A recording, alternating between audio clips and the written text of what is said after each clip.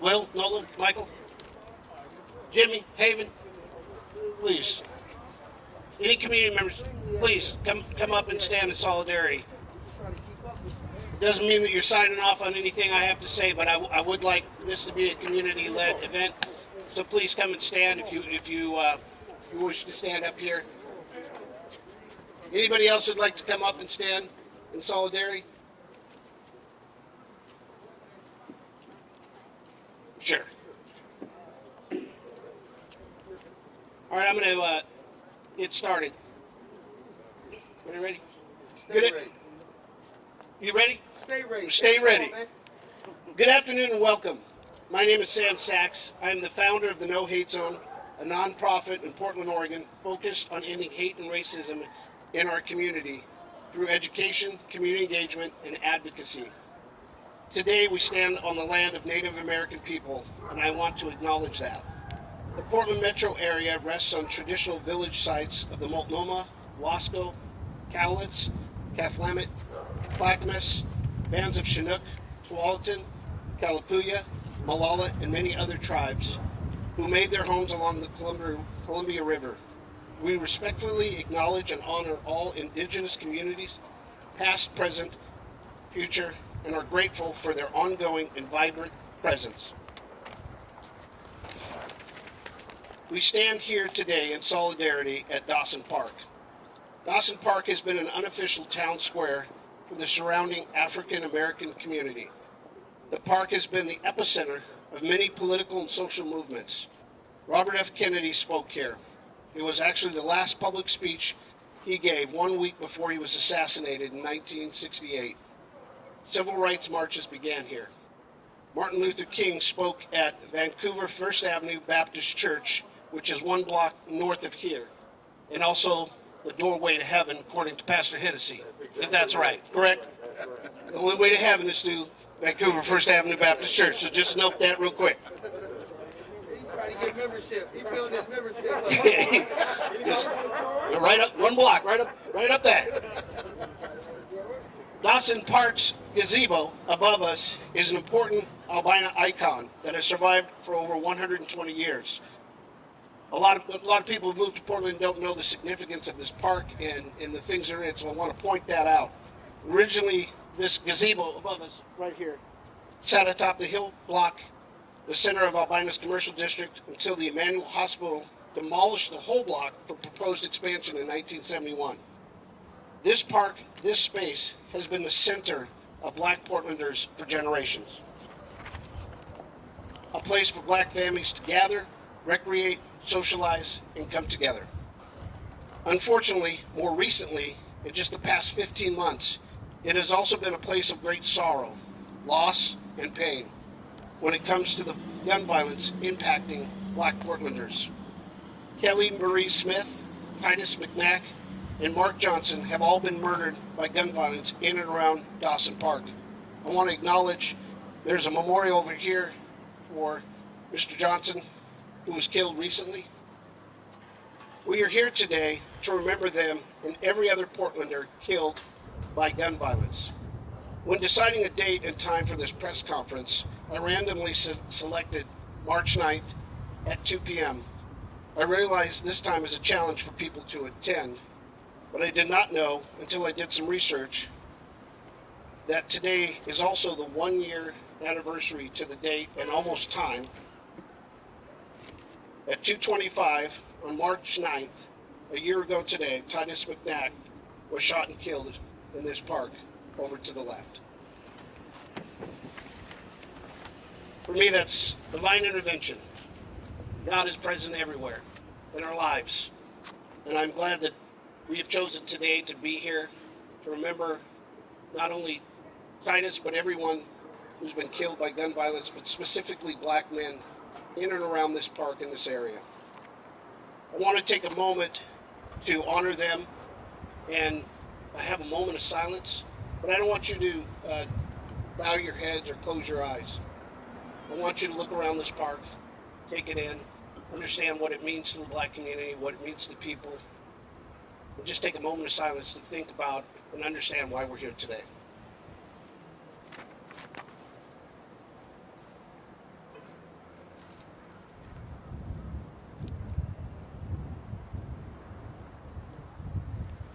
Thank you. The statistics are disturbing when it comes to people of color killed by a firearm in the city of Portland, and more specifically, black men. According to 2021 statistics, unofficially from Portland Police Bureau, there were 90 homicides in 2021. 69 of those homicides were by a gun. 62.3% of the people killed in the city of Portland by a firearm was a person of color. 44.9% of the people killed were black. 11.6% were Latino.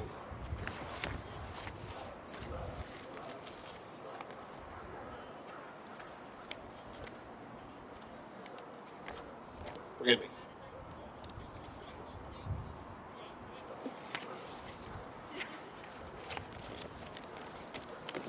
These statistics and the ongoing murder of people of color in our community, specifically black men, are why we are here today. I come before you with these men and the community in solidarity to demand and request three things from Mayor Ted Wheeler, from City Council, from County Council, from state officials, and everyone in our community. The first of those demands is that Mayor Wheeler declare a state of emergency in the city of Portland around gun violence, with a specific focus of the impact on Portlanders of color, specifically black men. Use every and all resources and power that come with this declaration to immediately address and direct funding and resources to address gun violence in the city of Portland. I spoke to Sam Adams in the mayor's office yesterday, brainstorming how a state of emergency would apply in this situation. I believe the mayor and city council will have to be creative and think outside the box if they decide to do this. I'm encouraged that the conversation has started with the mayor's office and Sam Adams, and I appreciate him reaching out. This is not a performative request. The second request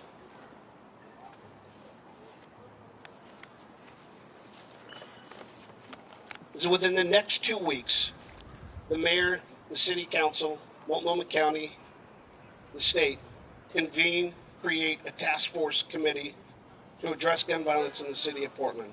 Invite and bring together city, county, state, and federal and local leaders, organizations, specifically these men and community members behind me, and groups to meet and begin the discussion about creating an immediate and long-term plan to address gun violence and identify resources and funding to support this long-term effort. I have never seen or heard of a plan that specifically addresses gun violence in the city of Portland and what we are all doing together. What is the city doing? What is the county doing? What is the state doing? Who's doing what? What is working? What is not working? How can we support each other? How can we work together? How can we support organizations? Some of the men up here have grassroots organizations. Love is Stronger, Lionel Irving, for example, that are doing work in the community. How do we come together and to create a plan? We're all on the same page and we're working together to address this gun violence immediately and long term. The third request, demand, is for the city to identify, the city, county, and state, to identify funding to immediately invest $10 million into the black community to support grassroots organizations that can have an immediate impact on reaching out to those committing violence in our community. As a Portlander, lifelong Portlander, and a former human rights commissioner for the city of Portland, in my opinion, the city of Portland has never truly invested in the black community with funding, immediate funding, long-term, short-term funding to support the black community and the needs that exist through education, housing, jobs, and many other things. So my request is that the city identify $10 million to invest directly into the black community to address gun violence and help people get off the streets, stop committing these crimes, and to stop the killing that are in our streets. We need an ongoing investment in people in the black community to support real change and to save lives. I'll end my comments by saying to city council, to county council, to state leaders, everyone that listen, a message to them. in the words of James Baldwin, who said, "I can't believe what you say because I see what you do." Or in the case of gun violence and the killing of black men, what you don't do. I want to open it up, Pastor Hennessy, to come forward and say a prayer for this moment and for us together. And then I also want to open it up to any of the gentlemen behind me, anybody in the community that'd like to come forward and say a few things, share their perspective, and we'll open it up for questions, or I'll be available for questions after that. Pastor Hennessy. Thank you, Sam. And as we come together today, in addition to what Sam has already said, let us take a moment to have another moment of silence. And because of my family obligation, I'm going to do the prayer, but I'm going to have one of our newest pastors in the area to do that, and I'll make a comment as well. Let's have a moment of silence, if you will, for our brothers and sisters in Ukraine. I can't even imagine, and I'm sure you can't either, to have your life upended. 2.15 million people were living their life just like you and I do every day. And today, those folks are running for their lives. And I think it's an absolute atrocity that a godless man can try to get away with what he's doing right now. So if we will, let's have that moment of silence right now. And as Sam gave us, I think it's a good idea just to look around and to recognize where we are and to honor the land that we stand on and to remember that we may look different than the people in Ukraine, but I need somebody to know they are still our brothers and sisters.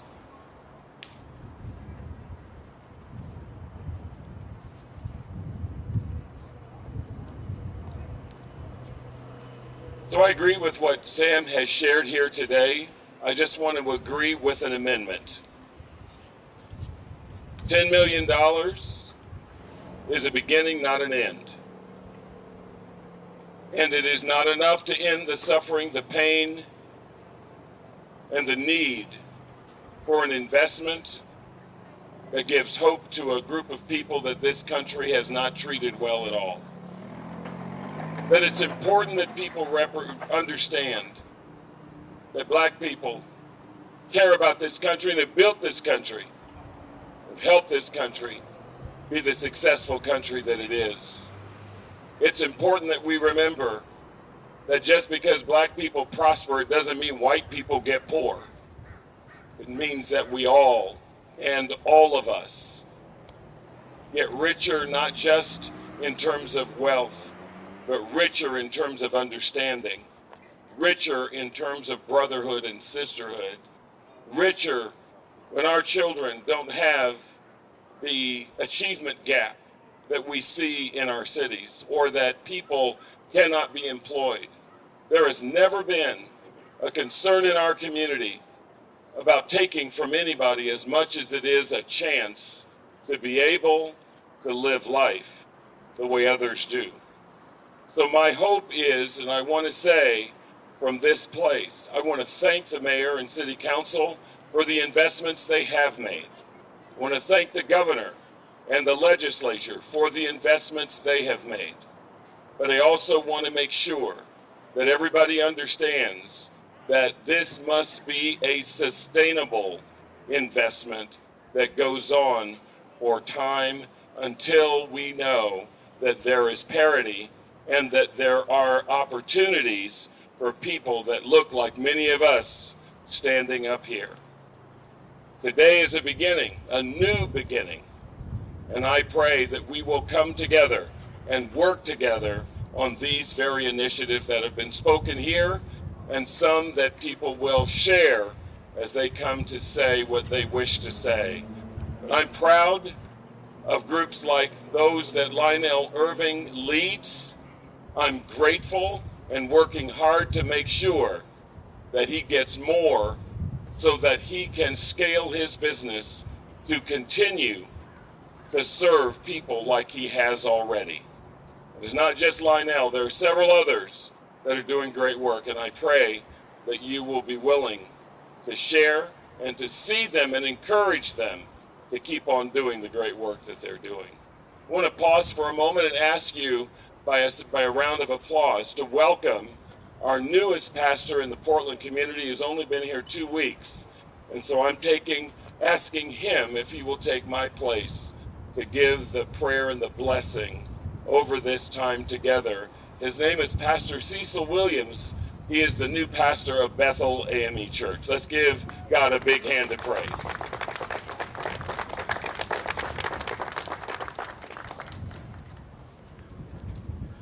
Good afternoon. If you are comfortable with it, and if there's somebody near you that you feel comfortable having their hand in your hand, you can do that at this time. If you're not comfortable with that, it's all right. That's for those that even don't believe in God, that you would allow for the reverence of a moment to pray to our God, that we would have this time to be covered in the Spirit. Let us pray. God of our weary years, God of our silent tears, Thou who has brought us thus far on the way, Thou who has by Thy might led us into the light, keep us forever in the path, we pray.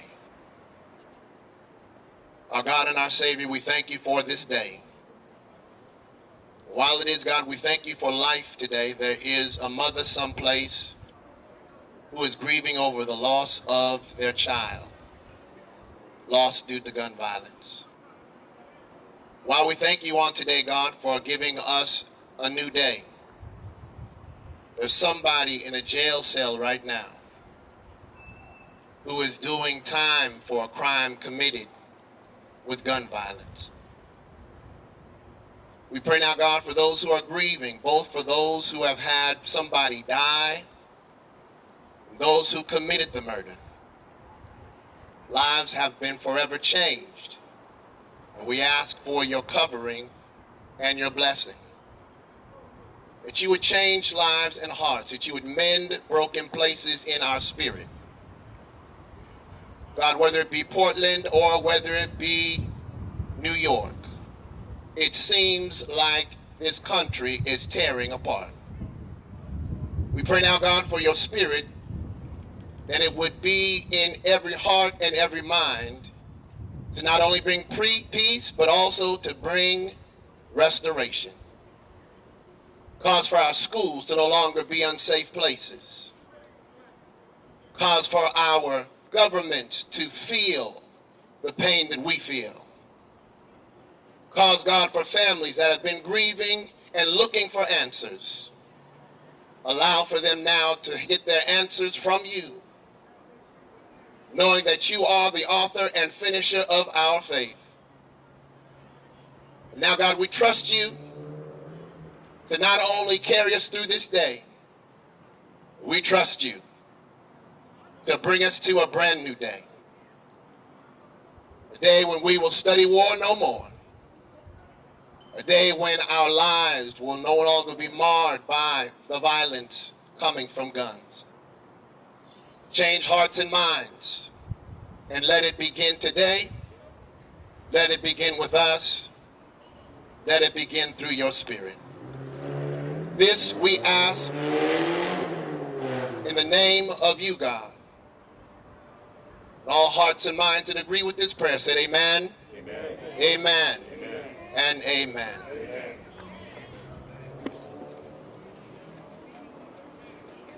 Thank you, Pastor. I want to open it up for anyone who would like to come forward. Lionel? How's everybody doing? My name is Lionel Irving. I'm the founder of Love is Stronger. And I agree with a lot of stuff Sam said, besides two things. We don't need no more task forces. We need committees. And this ain't the unofficial hub of the black community. This is the hub of the black community. This is the last part of Vanport that we still holding on to, so it's near and dear to my heart. I come up here today frustrated because as I watch the city distribute the funds or do whatever they say they're going to do, I'm not seeing the people that are on the ground floor being acknowledged for their work. And that makes me sad because they're out there day and night doing the work for free. And when you have an opportunity and you have a chance to do the work that you do, that you love to do for free for your community, and you get overlooked because you're not a big enough corporation, makes me mad. And as I'm mad, I'm studying reading obituaries, and I'm studying going to funerals.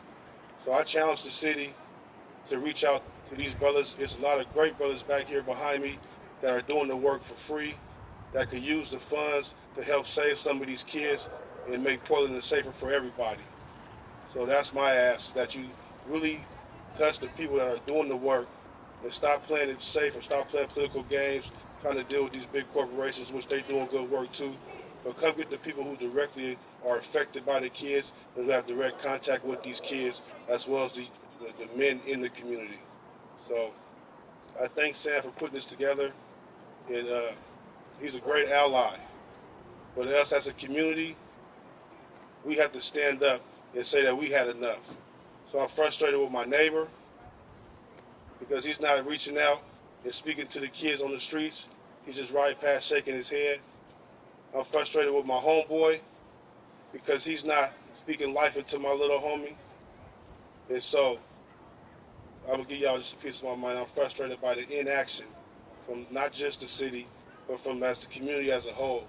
And so to get in front of this, to be able to slow this down, we have to work in tandem, and we have to work with the people who truly have the knowledge and the experience to relate to the people that are directly affected by it, and stop trying to, work with the buddy system or the same old system that we've been dealing with. So I'm frustrated because I'm watching it from the inside out, and I'm watching the buddy system. And while y'all playing buddy and patting backs, we still writing obituaries. And so I'm frustrated by that, and I'm saddened. And I want to celebrate life. I want to celebrate young men graduating. I want to celebrate young men reaching their milestones. I'm tired of having a celebration of life after somebody passed away. So I say to the city, if you're going to do something, when you do something, you make sure that it affects the people that are truly affected by this stuff. And stop hitting a checkbox saying that you did something. Because in my mind, I haven't seen enough. I haven't seen anything. Because nothing is slowed down, and we're still mourning. I'm ready to begin the healing process. And when the healing process begins, everybody will feel a little bit safer. So thank you guys for coming out here. Thank you to all the brothers that came and stood up here, because what I see right now, I see all the soldiers of love from Portland that are on the forefront of gun violence, or any kind of violence for that matter. And so these are the people that need to be in the rooms when we're talking about solutions. These are the people that we need to be investing in so we can have a safer Portland for everybody. You guys have a great day.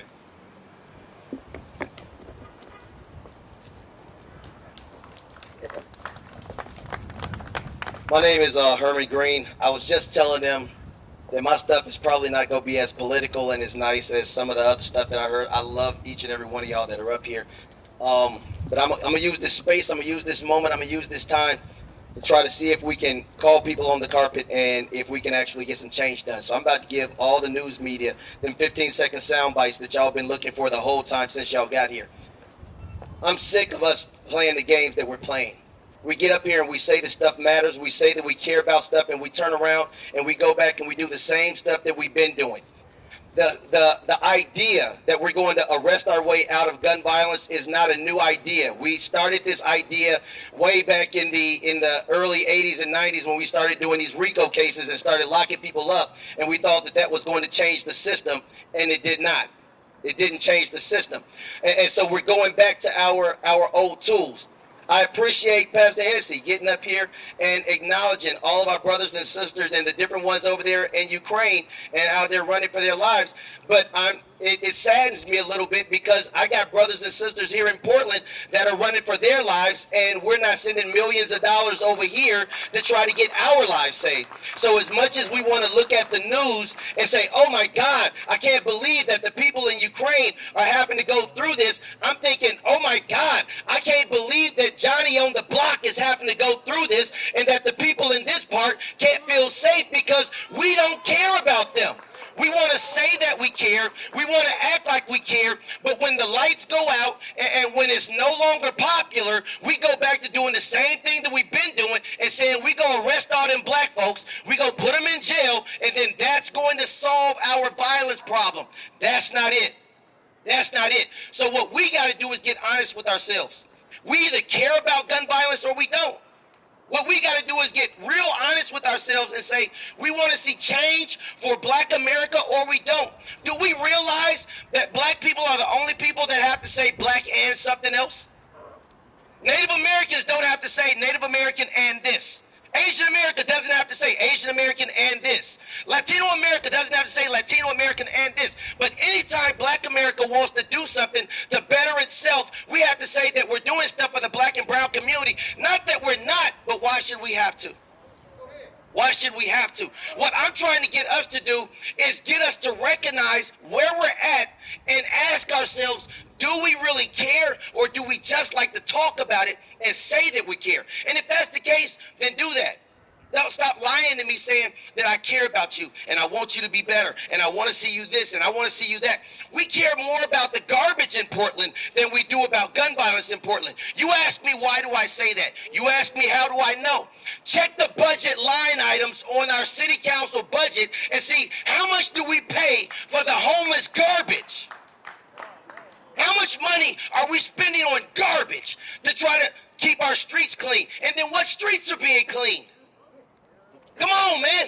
We got to figure out if this is something that we really care about, or do we like to talk about it? We got folks that are getting up and they're dancing and they're politicking and they're shaking hands and kissing babies because they're trying to get something out of this. And, you know, I need a few dollars and I want this and I want that. I don't give a dang.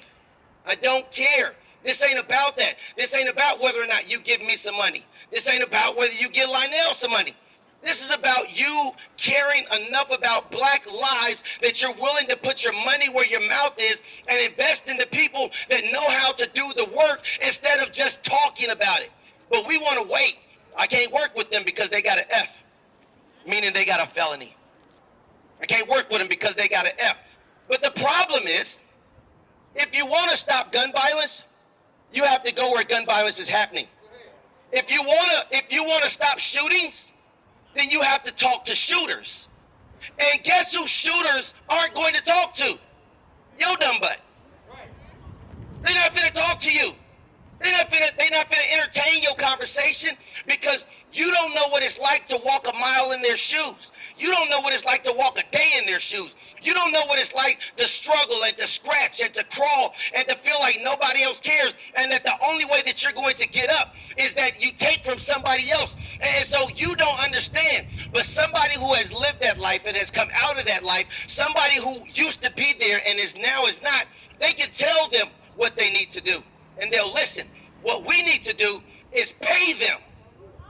We need to pay them. We need to pay them for their gifts, pay them for their talents. But you know what we want to do? I'm telling you, I'm going to sit down, I promise. We want to pimp them. We want to pimp them.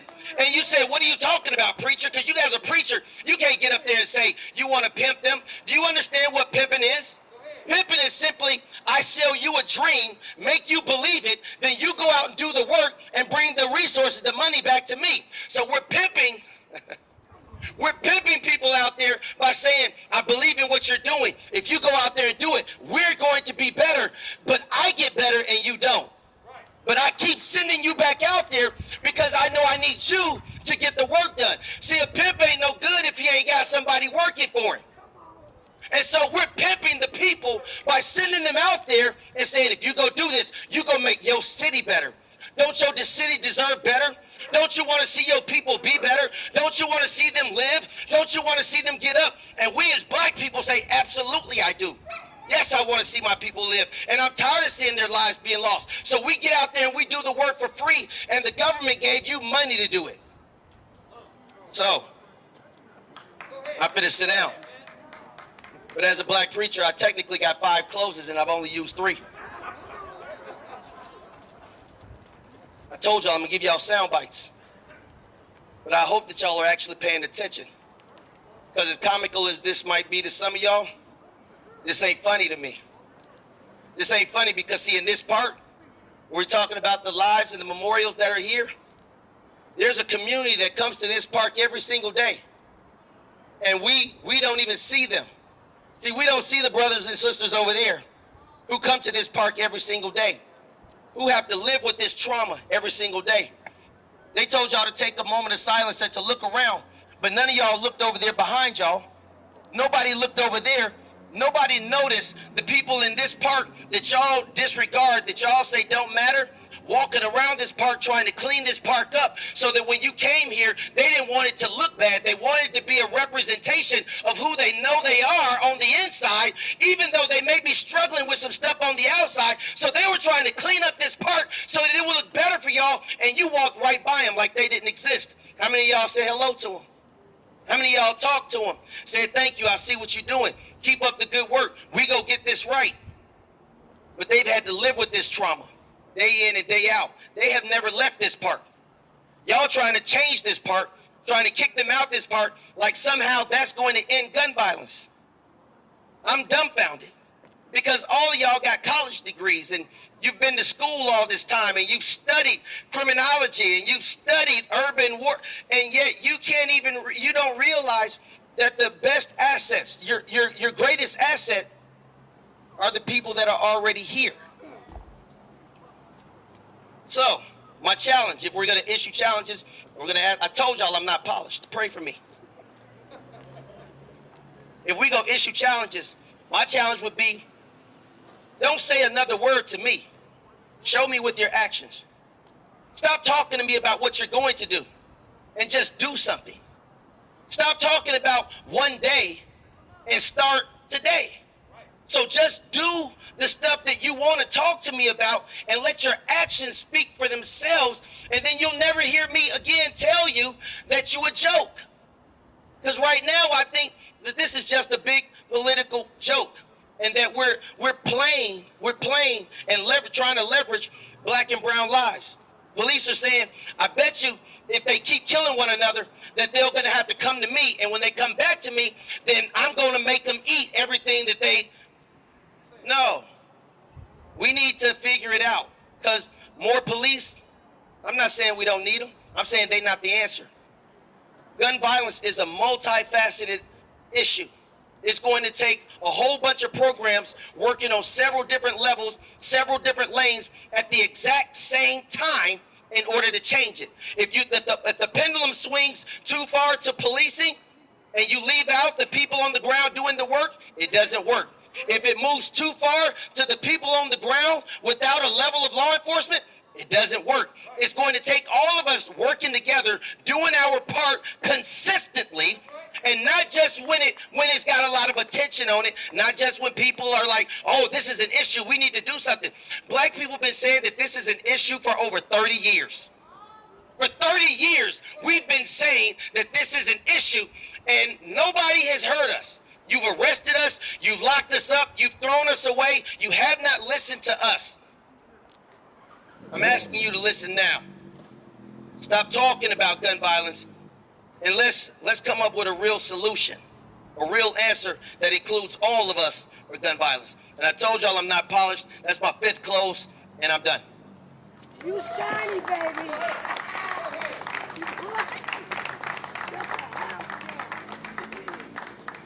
My God. Hello, can y'all hear me? Mike, can you hear me over there? I want to be clear. So, one of the things... Oh, who am I? My name is Royal Harris, and that's as far as I'm going with that. But one thing I have not heard in this whole... Well, it's a couple things that startled me. The first, and I appreciate Sam for putting this together and calling it a state of emergency, but one of the qualifiers for an emergency is that it's unexpected. I've been watching you talk about gun violence in the black community for like 20 years. It's not unexpected. There's some of you I talked to at least 5-6 times in the last year. So this isn't unexpected because we always talk about what do you think's going to happen next. So let's, and if y'all don't know me, excuse me, let's get over this bullshit. Quit playing. We know what's happening. Because we also need to understand 30% of homicide is happening in the homeless community. There's a large part of it that's happening as a result of domestic violence and intimate partner violence. As Sam has eloquently pointed out, 60% is Latino and black. And here's the thing. That's just where we talk about guns. We don't really talk about the fact 80% of homicide by gun in Oregon is suicide. So are we talking about gun violence, or are we talking about the cool stuff that works on TV? Because for me, as much as we talk about gun violence, that's not why people die.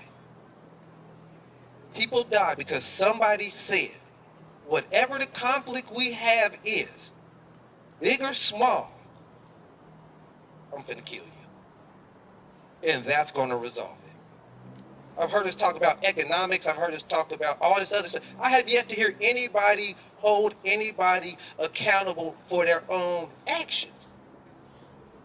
Murder, by definition, is the taking of a human life for no good reason. An argument is no good reason. A drug deal gone bad is no good reason. A problem on social media is no good reason. These are the main reasons people are dying. You know, and if we look at the stats, the majority of men who are dying, specifically men of color, are between 20 and 40. That means we have adults who still think like kids. I want to hurt you because you made me feel bad. Why aren't we talking about that? I'm not against helping kids. But when adults don't know how to function, how do we identify and help them? How do we create a holistic system? Because a lot of this death is about, I disagree with you, or you hurt my feelings, or you made me look bad. We keep trying to put it in this John Wayne violent vigilante type BS. Or we give it to the streets and make it all gangster stuff. No, America is built and based on violence. And until black, white, brown, we face that, we don't stop this. Because every time we have a shooting up here, those are adults. Do we ask and roll back the tape and say, how did they get here? At what point could we talk to them about conflict resolution? At what point could we have given them emotional intelligence to be able to articulate what hurts? At what time did we teach them to do a cost-benefit analysis on life? We stopped teaching kids finances. We stopped promoting ways for people to come out of high school with jobs. And we've never done it we've never had it used a way to teach people to come out of high school, elementary, and grammar as whole functional adults with the spectrum of emotions and how to manage them. The reality is this: white people barely do it for white kids. You inhibit black people when they do it, and then when we try to do it for ourselves, it eventually gets undermined. That is the story of America. That's the story of Oregon. That's the story of race. Because a lot of people don't like to talk about race. Me, I'm a native Oregonian. The first house I came to when I was born was right there where that garage is. I don't have a problem with race. Oregon was built on race. You didn't want my people here. Legally, you had to make a concession. Morally, you never got off of that point. So until we get on that truth, none of this matters. And as great as it is to hear this history, I don't need to hear the history. Here's what I need you to hear. A black person telling you, we don't need you to save us. We just don't need you to create the institutions and the policies that kill generations of us. Now, if you can do that, I'll take the hand. But if not, I got a whole handful of people I can align with. Or, just importantly, we can find people who we can align with. But this whole thing of acting like this is unexpected and what's the next news bite and all this other BS, again, somebody's gonna die. Not because black people don't care, not because these dudes aren't doing their job, because as American culture, we do that, and we do it better than anybody in the world. And until we address that thing that the U.S. is really good about, all this other stuff is BS. Okay. Say that.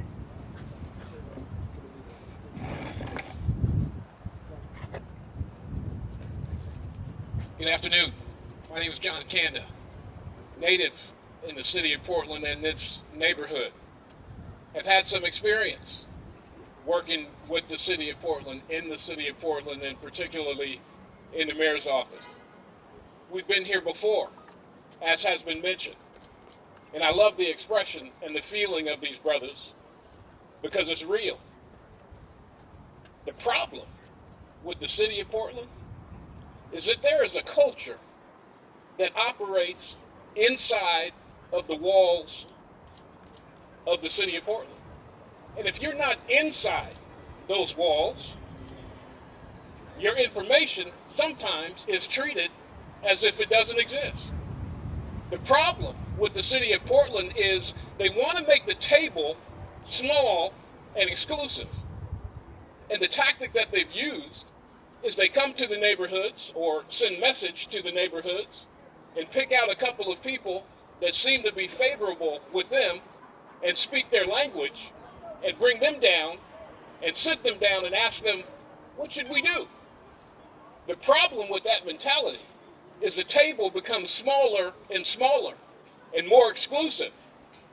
The solution to that is making the table larger and welcoming more people, more opinions, and people who look like all of us and not so much like them, to have a seat at the table, to really get an understanding of what has been happening and what is happening in our communities. In 2011, we had a similar thing happen. I don't know if many of you remember. It wasn't at this park, but it was at Holiday Park. And a group of us, after we learned about the senseless murder of Shiloh Hampton, came down to the park. But first we put out a call to 100 men in the city of Portland to come and stand with us in the park and occupy the space. You see, if there's 100 men, particularly black men, standing in any park or in any place in the city of Portland, it's going to draw attention. But the attention that we sought was not media attention. Thank you for being here, by the way. It was the attention of the people who were in the park so that we could have, we hoped, a positive experience on the activity that was going on. And just very quickly, I'll tell you, the police department were our partners, along with the city of Portland, who gave some resources. And the police, what they did was they put up a map of that entire area that was all in red. I still have the map. And it talked about the Part 1 crimes and all of the offenses that had taken place over the last 90 days in that area. Well, we started this group called Connected, and this group of men and women, all races, all sizes, nationalities, came into the park. And 90 days later, the police ran the data again, and it was green, which meant that a lot of the activity that we saw before was no longer in existence. That was a free service. It was done by citizen volunteers, people who had had enough and came together to show the strength of what community could do without resources. So, here's my thought to the city. There's a lot of wonderful, extremely experienced people who work there. But if I were an elected official to the city of Portland, what I'd do is, we're halfway through the week, I'll say Monday. I'd walk into my office, I would set my keys on the counter, give back my key cards, and tender my resignation. Because in my eyes, you are no longer fit to serve this city. Thank you.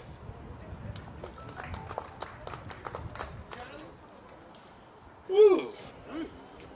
Powerful, John, powerful. My name is Michael Johnson. And I thank Sam for calling me out. Thank my family for pushing me out. Because I'm a grandfather. I'm a father. I'm a son. I'm a cousin. I'm a nephew. Most importantly, I'm your neighbor. So I'm speaking to the community. And I'm saying to the community, enough is enough. We used to hear that slogan. I remember a group came along and said enough is enough. Well, I'm here to say to all the shooters out there, put down your guns. Yes, I'm bold enough to say that. Put down your guns. Why can I say that? Because I've been born and raised here in Oregon. So I got a lot of community friends here. I got a lot of community friends that's felons, ex-gang members. I got a lot of church members, pastors. This is a big community. And when I say community, I don't mean like the school board, you got boundaries. I mean the whole city. And you can venture out to the state. Because this violence is all over the state. I'm commanding you, I'm demanding you to put down your guns. As far as the mayor and the city council, my message to you is to change your paradigm so your thoughts will change. You're not together as you sit together, but you're not together. Because when I saw Joanne Hannishton go through her trauma, I didn't see you come alongside her. She's one of us. She's considered black. But I didn't see none of her white counterparts come together for her. So if you have division in the city council, you're going to have division out here. If you have division in the community, they're going to continue to park their tents in front of your house. They're going to continue to do drive-bys in front of your house. They're going to continue to prey on your weakness. And you can't go buy a gun to say, I'm going to defend myself against the people doing drive-bys. Because you're in the house with your gun. And I'm not asking you to come out the house with your gun. But I will ask you to lock up your gun. Because some of your children is supplying the guns to the streets. That's where some of these guns is coming from the privilege.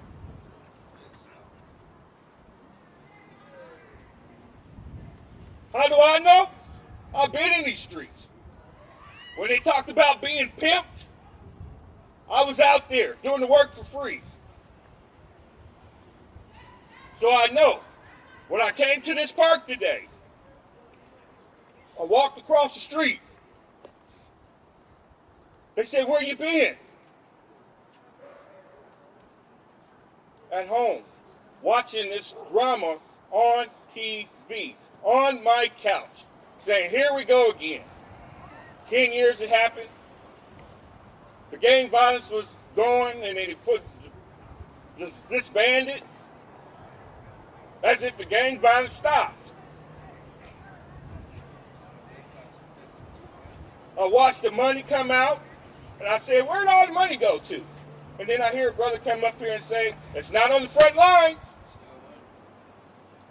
Who are you talking to then when you're sitting in city council saying where we're going to put this money? Are you talking to the people who fit your liking? That fits under your understanding of how you think things should change? Because it's obvious it does not work. History is showing us. It's repeated itself. But there is a time for a change. And it's going to start with the community. Because if you see something and you tell it, that's not snitching. Because you wasn't part of the crime. And then you don't even have to worry about if you do snitch, if you're part of the crime.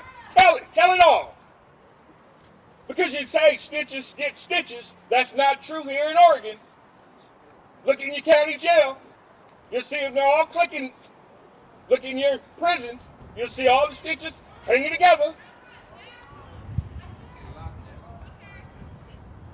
You see something, tell something. I don't care how small it is.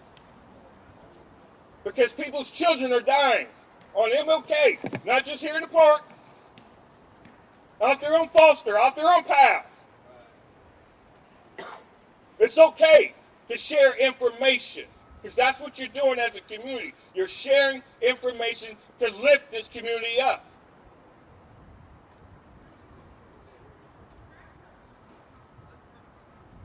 If you need a phone number because you want to tell something, you have access. Call. It's okay. It's okay to be scared. Because sometimes when you get scared, it makes you move. It's okay to be uncomfortable because it will make you move. And that's what we need for the community to do, is to start moving, start coming together. The black community, when you see them in the park party, and the bands and all that, no, we don't get to enjoy that. But yet, you can have beer fest.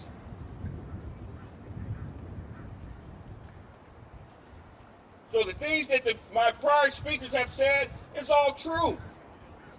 They're upset, they're hot, they're mad, they're angry. But we are family in this community. The city of roses, if you let that rose die and sit alone, it smells like boo-boo. And you throw it out quickly. Let's not put division in this community. Let's come together. Let's get rid of these lines. Let's get rid of these lines for the schools. Let's get rid of these lines for the homeless. There's a lot of money going towards the houses to put the homeless in. But do you know that when you make meth legal, who wants to go live in a house when you can live in a tent for free and use all your money towards the drugs? I watched earlier downtown. They come together. But downtown, you got to come uptown. We're all together. Crime is here too. And if we come together, we can make a difference. We can put a dent in this. We can stop this violence. You young people, put down your guns. I'm telling you to. Because there's a group of people that are coming. And they're going to make you put down your guns.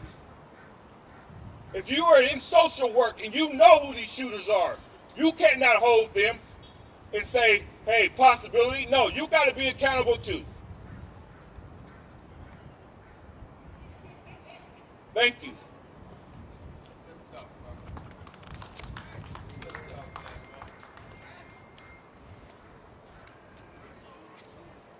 I've tried to be silent. My name is Keith Edwards. I've tried to be silent today, but I'm still here in support.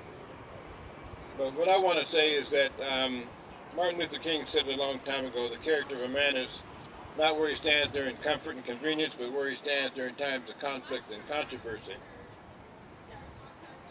The reason we're here today is because we're uncomfortable. And the majority population in this city needs to be made uncomfortable. Because that's when you are called to action, when you're uncomfortable. But if you can turn the channel on your TV and sit back as long as the lights are working and your table is fine, your refrigerator is full, and you've got a roof over your head, you're comfortable. So you don't see the plight that's going on here. The reason that things changed with George Floyd simply because people were at home in a pandemic and they saw it come into the living room. Maybe we need to take it into the living rooms of the majority population so they can be made uncomfortable as well. Because until the majority population stands up and does something, nothing's going to change here. Because we've been singing this same song for 50 years, at least. And nothing changes. Nothing changes. I can go over in Southwest Hills and you won't see the drug dealer. You won't see any drive-bys. You don't see the crime. So they're comfortable. They're good. But this is not an albino problem. This is not a black community problem. This is a Portland problem. This is an Oregon problem. So if you're in Oregon and in Portland, this is your problem. So do something about it. Don't just sit back and, like I say, change the channel. Turn on Netflix. That doesn't work here. Do something about the problem. It's your problem. You help create the problem. Help fix the problem.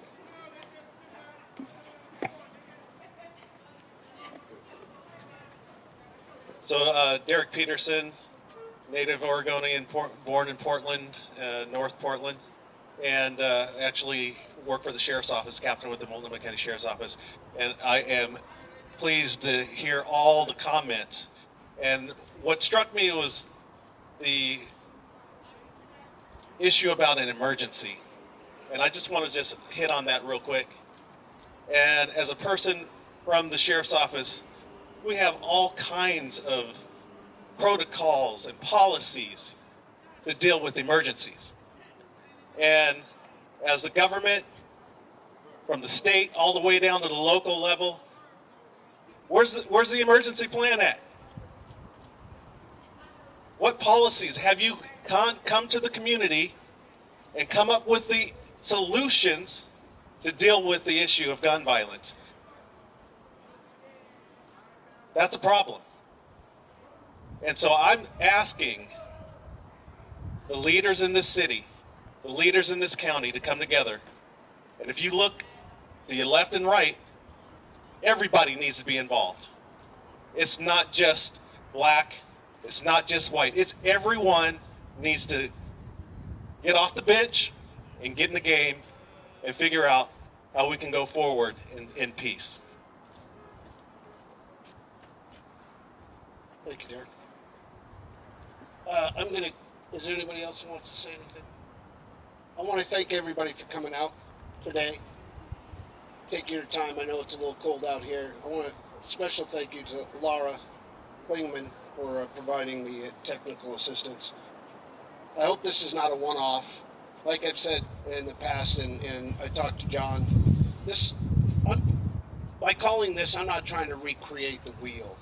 You know, John made a call 10 years ago, 12 years ago, with Connected, and we walked in the park. I don't want to be here 10 years from now. I don't want to be here a year from now. We don't come at this as adversaries to the city, the county, and the state. We're begging and asking and demanding more action, desperately funding to support the community, specifically the black community, to end this gun violence.